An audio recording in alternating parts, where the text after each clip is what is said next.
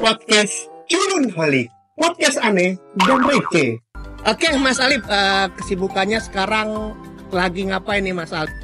Oke, kesibukan aku tuh selain bikin konten, aku masuk kuliah juga sekarang. Jadi lagi sibuk belajar lagi kuliah. Ya udah sih, itu aja dua. Itu aja ya? Bikin konten sama belajar. Belajar lagi ya? Mau nanya lagi nih, Mas Alip. Pada saat membuat dalang pelok nih, Mas Alip, pastikan Mas Alip berawal dari yang namanya ide. Nah, biasanya Mas Alip ini dapetin ide dari mana, Mas? Lebih sering dapet ide di saat aku tuh lagi nonton film. Oke, kayak gimana? Bisa film-film yang komedi ya. Jadi tuh kalau misalnya justru sekarang kan udah ada beberapa tim ya. Jadi kerjaan aku tuh lebih ke nonton film sih. Karena kalau nonton film bisa dapet ide, dan kalau misalnya nonton itu ada hal yang di film itu ngejokes gitu kan, ada lucu, langsung tuh ngeluarin HP dicatat gitu, karena kalau nggak dicatat bisa lupa gitu. Jadi buat dapetin ide lah dari situ. Terus ada yang dari apa ya, sesuatu yang tak terduga gitu. Saya di jalan gitu, lihat ada orang beli sesuatu, misalnya beli minuman, terus tiba-tiba kesandung jatuh. Itu kayak sesuatu yang tak terduga gitu, dan itu harus dicatat gitu. Terus yang terakhir mungkin dari baca ya, dari baca. Karena orang sih lebih jarang baca ya, tapi menurut aku kalau misalnya baca malah nambah informasi yang sebelumnya nggak tahu, kayak kata-katanya, bahasa. Soalnya kan aku kan kerjanya bikin naskah ya, jadi kalau misalnya ini tuh dialognya kayak gimana ya bagusnya, nah dari situ bisa tahu gitu. Oke, tuh teman-teman tuh. Jadi kalau misalnya teman-teman ingin dapat ide, teman-teman juga harus lihat referensi lain ya. Tadi kalau Mas Alip tuh kayak nonton film ya, baca dan sebagainya, agar idenya tersebut langsung bisa dieksekusi ya. Jadi kalau dapat ide langsung dicatat gitu. Ini ada nih beberapa. Nah, kan langsung ada dia. Nah, terus Mas Alip mau nanya lagi, gimana sih Mas Alip pas saat awal merintis dalang pelok ini, ada kesusahan atau kesulitan apa yang dilalui pada saat itu? Mungkin dari peralatan ya. Tapi menurut aku kalau misalnya peralatan nggak terlalu jadi pertimbangan besar kalau nggak bisa bikin sih. Karena waktu itu emang pas-pasan banget. Terus tapi karena keinginan buat bikin tuh, aduh pengen bikin ini nih, kayaknya lu seru nih. Terus pengen ngasih tau ke penonton juga kan, waktu itu kan banyak yang nungguin gitu. Ya udah bikin aja sesenangnya aja gitu kan. Waktu itu cuma pakai mouse malah. Buset. Kan masih pakai mouse. Coba kalau bayangin pakai mouse begitu. Kalau Mas scroll ke bawah tuh paling pertama itu animasi pakai mouse gitu. Nah, itu sih kesulitan pertama, tapi nggak terlalu jadi kesulitan. Terus yang kedua kan mulai banyak yang orang yang tahu, terus mulai jadi kayak suatu apa ya, hal yang harus dikerjain gitu ya. Udah punya tanggung jawab. Ya betul.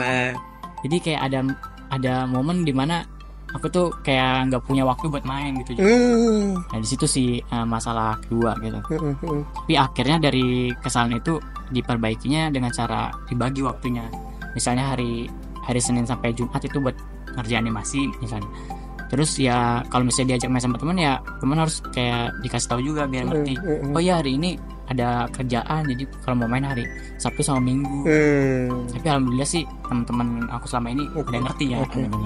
Berarti sekarang lebih memanage waktunya ya, Mas Alip ya. Jadi lebih tertata rapi, kapan harus bikin animasi, kapan harus main dan sebagainya gitu ya.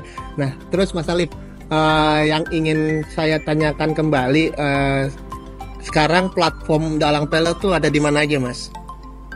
Yang pertama tuh ada dari Instagram ya. Yang pertama Instagram, terus YouTube ada, selain YouTube ada TikTok juga yang baru dibikin. Terus waktu itu sempat bikin stiker line, stiker line. Baru-baru ini juga bikin buat Twitter juga sih. Sebenarnya nggak terlalu penting-penting banget kayak sosial media misalnya Twitter, soalnya kan itu jarang banget. Oh sama satu lagi Facebook. Itu karena biar misalnya upload nih video di channel utamanya tuh channel di YouTube-nya. Nah, itu langsung di-share ke semua sosial media gitu. Biar orang-orang misalnya yang dari warga Twitter misalnya tahu gitu. Warga Instagram tahu sih. Nah, saya pengen nanya lagi nih ke Mas Alip.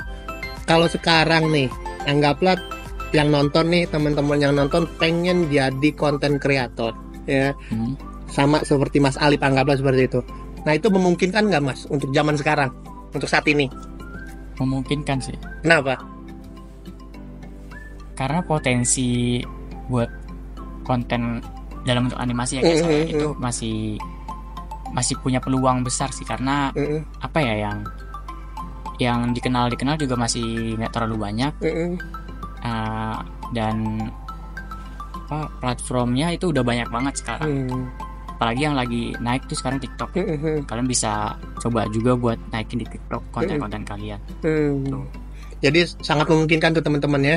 Nah terus Mas Alip, mungkin ada nih teman-teman yang pengen jadi seorang konten kreator atau animator, tapi nggak tahu step-stepnya. Hal apa yang harus dimiliki? Bisa dijelasin nggak? Bisa. Apa tuh Mas? Yang paling dasar, kalian harus tahu 12 prinsip animasi. 12 prinsip animasi bisa dipelajarin lewat internet sih. Waktu itu juga dikasih tahu sama guru malah lewat internet juga.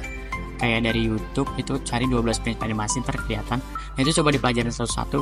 Itu kayak apa ya, bumbu buat menjadi animator sih. Itu harus belajar itu. Terus kalau udah ya coba bikin gambar, latihan membuat gambar di kertas. Terus kalau misalnya udah di digital, coba belajar di digital. Oke Mas Alip, saya rasa perbincangan kita untuk saat ini cukup sekian ya. Terima kasih telah hadir di podcast kali ini ya. Saksikan terus podcast Culinholic, jangan sampai lewat ya. Dan kita ketemu lagi minggu depan. Podcast Culinholic, podcast aneh dan receh.